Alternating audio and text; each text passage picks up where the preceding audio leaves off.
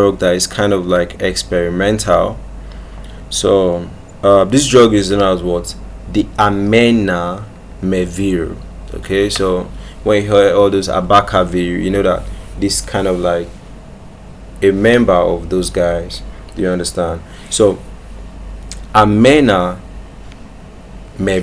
is the next drug we look at. Okay, so the drug is actually a novel, is a drug that is still under study, but for literature's sake we always talk about these drugs, so that in future when they activate these drugs, you know that yeah, someone once spoke about them. Okay, so it's a novel non-nucleoside antiviral drug.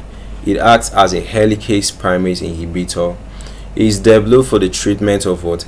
Herpes infections, particularly the varicella-zoster virus infections. We'll talk about the mechanism of action. So talking about the drug profile in full, is a non-nucleoside anti-herpes virus agent. Okay, mechanism: it inhibits the helicase primase complex. Okay, so this complex is very important for unwinding the viral DNA. So the process of unwinding the viral DNA is like you unboxing a gift. Okay, so that's what makes the virus to keep making copies of their self. So if you stop that process, so they said that by blocking the helicase primase activity, it will now prevent the virus from further making other copies of itself.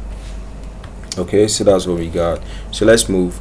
So pharmacokinetics: absorption, you give it through the oral route and there's good bioavailability. Distribution is widely distributed. Metabolism is primarily what? Metabolized in the liver. Excretion is mainly via feces. Half-life is about 8 to 10 hours. So it's mainly used in Japan. Okay, then of course for countries that import things from Japan, they should also have they should also be using this. Do you understand?